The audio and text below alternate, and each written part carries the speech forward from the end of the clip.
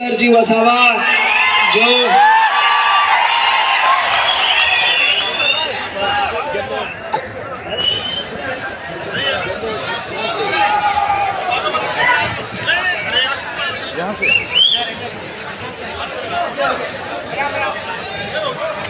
सभी साथी शांति बनाए रखें। शांति बनाए रखें प्लीज, शांति बनाए रखें। इस खुले सत्र में हमारे अतिथियों का वक्तव्य आप सुनिए। सभी लोग शांति बनाए रखें। जय जोहार का नारा है, हमारा है। जय जोहार का नारा है, हमारा है। आदिवासी एकता।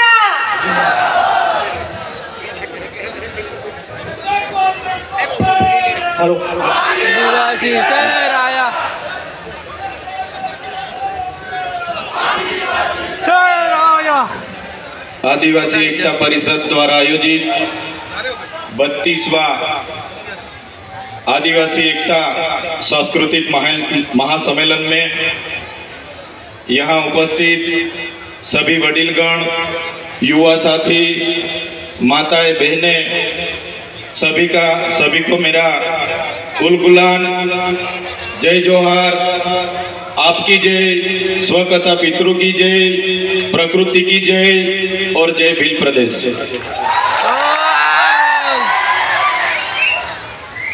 साथियों, माना जाता है कि करीबन 60 लाख साल पहले मानव सभ्यता का अस्तित्व इस पृथ्वी पर हुआ। 50,000 साल पहले मानव का शारीरिक और मानसिक तौर पे विकास हुआ। करीबन 10,000 वर्ष पहले इस पृथ्वी पर कृषि का शुरुआत हुई। जब से कृषि की शुरुआत हुई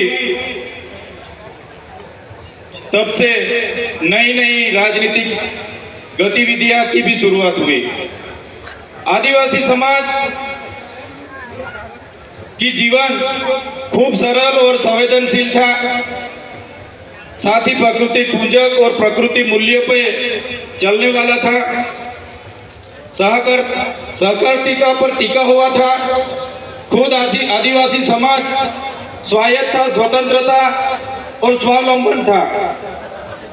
जैसे जैसे समय बढ़ता गया, जैसे बाहर के लोगों ने यहाँ आना शुरू कर दिया, जैसे बाहर से आर्य आए, शक आए, होण आए, और यहाँ जो आदिवासी बसा हुआ था, मूल मालिक था, यहाँ की संपत्ति पर कब्जा जमाने के हेतु उन्होंने यहाँ जो सरदार थे, हमारे छोटे मोटे कस्बे कबीला के सरदार थे, राजा थे, रजवाड़े थे, उन आदिवासी राजाओं के साथ संघर्ष हुआ।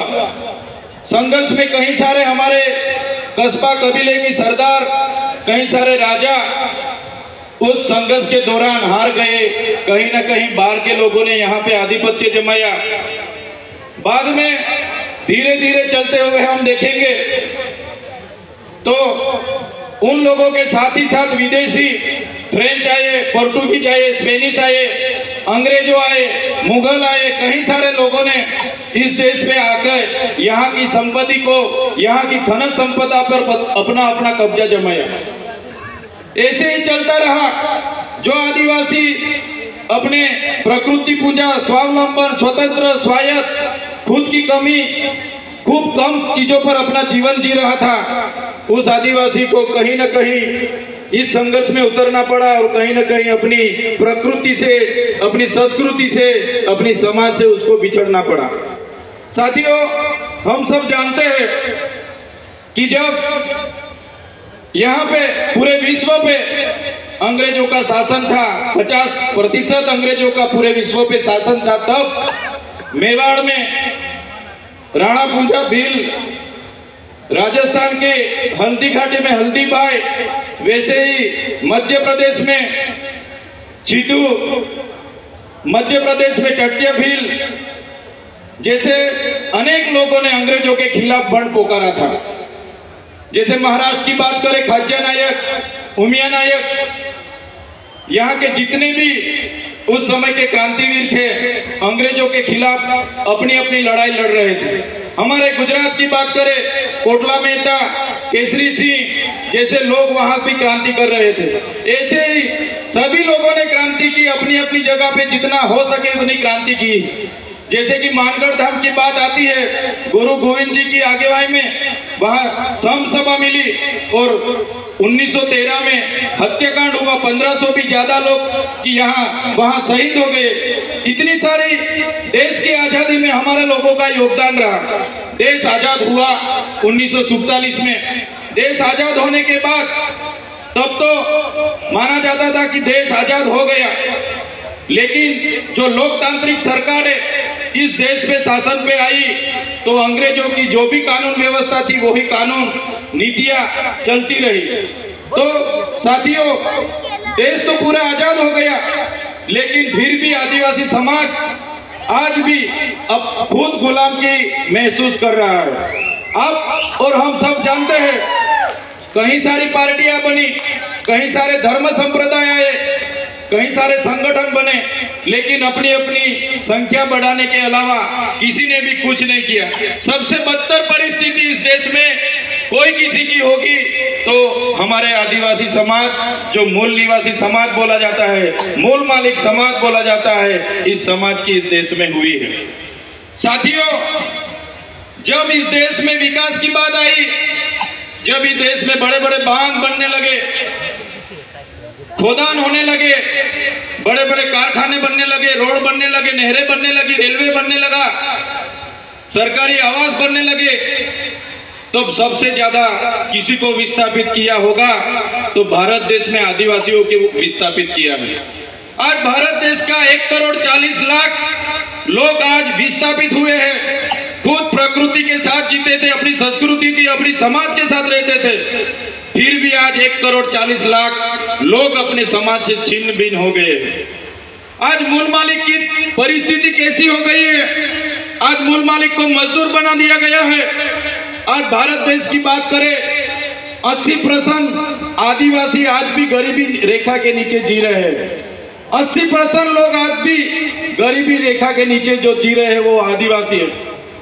साथियों, पूरे देश में आज खनिज संपदा की बात करी जाए तो सबसे ज्यादा खनिज संपदा जो आदिवासी एरिया में है, 80% खनिज संपदा अपने यहाँ होते हुए भी आज आदिवासी को मजदूर बना के इन सरकारों ने रखी है।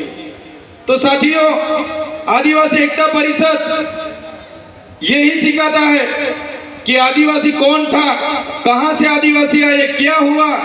तो आदिवासियों का इतिहास बहुत पुराना है। आदि अनादि काल से यहाँ रहने वाला हमारा आदिवासी, इतने सारे देश की आजादी स्वतंत्रता संग्राम में हमारा योगदान रहा, देश के विकास में हमारा योगदान रहा। जहां भी जरूरत पड़ी हमारे लोगों ने अपनी जमीन दे दी। आज आदिवासी 50% आदिवासी के पास अपनी खुद की जमीन नहीं है। आज देश में 8% आदिवासी बस रहा है, लेकिन आज देश में 1% भी जमीन आदिवासी के पास नहीं है। साथियों, ये मूल मालिक की हमारे देश में ये हालत इन सरकारों ने बनाई है। तो साथियों, यही बात हम करते हैं और आज भी यही बात इस मंच से करेंगे कि जिस तरह देश में हमारी परिस्थिति हो गई है, कितनी भी सरकारें आएगी, हम भी आएंगे, जीतेंगे, एमपी बनेंगे, एमएलए बनेंगे, मंत्री बनेंगे। जितनी भी पार्टियां आएंगी, जो गैर आदिवासी की पार्टी होगी वो रिमोट उनके पास रखेगी, हम मंत्री तंत्री या कुछ भी हो जाएंगे, लेकिन आदिवासी की बात रखने के लिए कोई हमारे सामने नहीं आने वाला।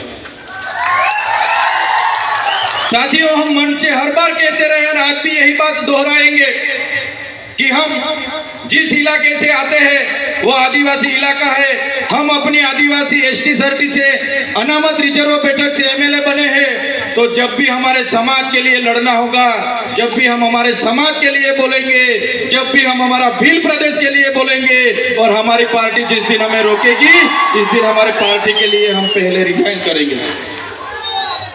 साथियों, आदिवासी का उत्थान, आदिवासी का उत्थान, आदिवासी का स्वायत्त राज होगा तभी आदिवासी का उत्थान होगा। आज आदिवासी एमएलए एमपी बने हैं, लेकिन जो मेन पोस्टिंग है सीएम है वो आदिवासी नहीं है। ट्राइबल एडवाइजरी की कमेटी आदिवासी के नहीं है, यहाँ के अधिकारी एनजीओ हमारे आदिवासी के नहीं है, इसलिए आज आदिवासी के बारे में कोई सोच नहीं रहा है। साथियों, आजादी के 78 साल हो गए, आज सरकार अमृत काल मना रही है, अमृत महोत्सव मना रही है। आज सरकार कह रही है कि विकास हो गया, विकास हो गया, विकास हो गया। ऊंची ऊंची प्रतिमा बना देने से, बड़े बड़े बिल्डिंग बना देने से, बड़े बड़े बांध बना देने से, अच्छे अच्छे रोड बना देने से आदिवासियों का विकास नहीं होगा।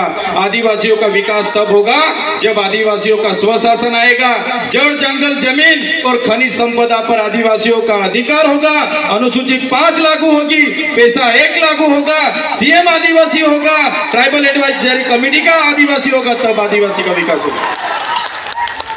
आजादी के 78 वर्ष के बाद भी आज हम लोग हमारे एरिया में टीचर के लिए आंदोलन कर रहे हैं, सड़क के लिए आंदोलन कर रहे हैं, डॉक्टर के लिए आंदोलन कर रहे हैं, रोड रास्ते के लिए आंदोलन कर रहे हैं, पीने का पानी के लिए आंदोलन कर रहे हैं। तो कब तक आंदोलन करते रहेंगे, कब तक धरना देते रहेंगे, कब तक लड़ेंगे, जीतेंगे, जिंदाबाद मुर्दाबाद करते रहेंगे। साथियों, अभी किसी भी तरह की जिंदाबाद मुर्दाबाद करने के लिए हम तैयार नहीं है। अगर सरकार हमारा विकास करना नहीं चाहती, आने वाले दिनों में हम भील प्रदेश बना के रहेंगे, जो हमारा भील प्रदेश था, जो हमारा भील प्रदेश था। आजादी के बाद उस भील प्रदेश को महाराष्ट्र, मध्य प्रदेश, राजस्थान और गुजरात में बांट दिया है।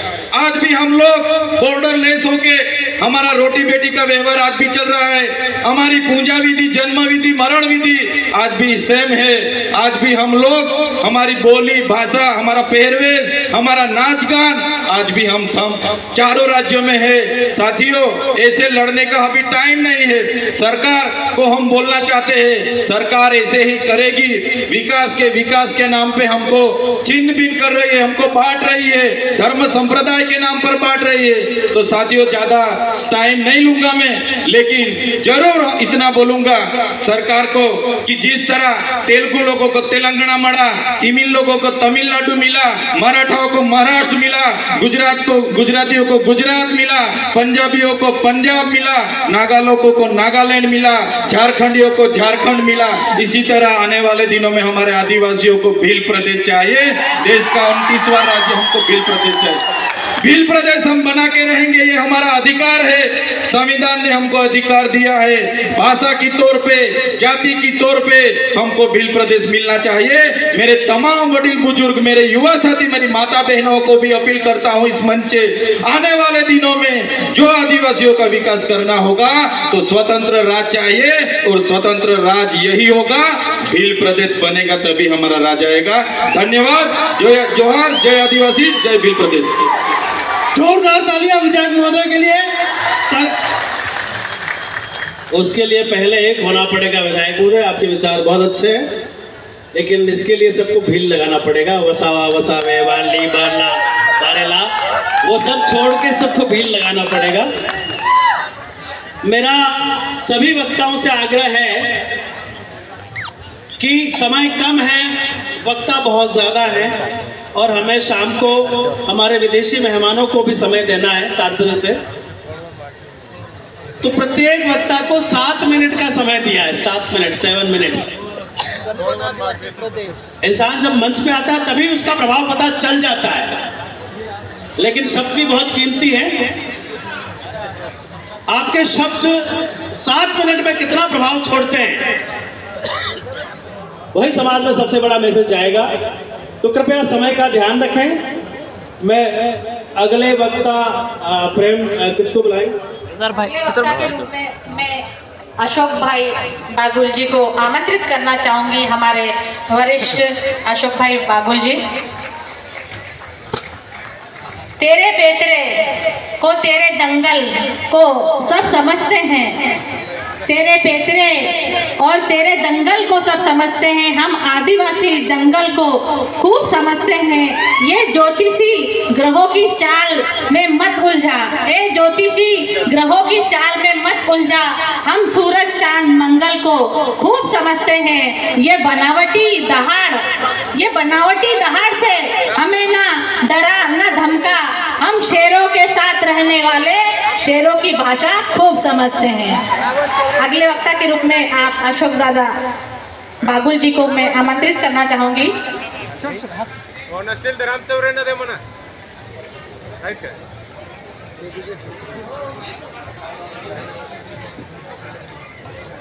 तुम लोग नए हो तो सब्सक्राइब करो, वो जो लाल वाला बटन है उसके साथ सूर्य नमस्कार करो या फिर अनुलोम विलोम, मुझे नहीं पता, बस क्लिक हो जाना।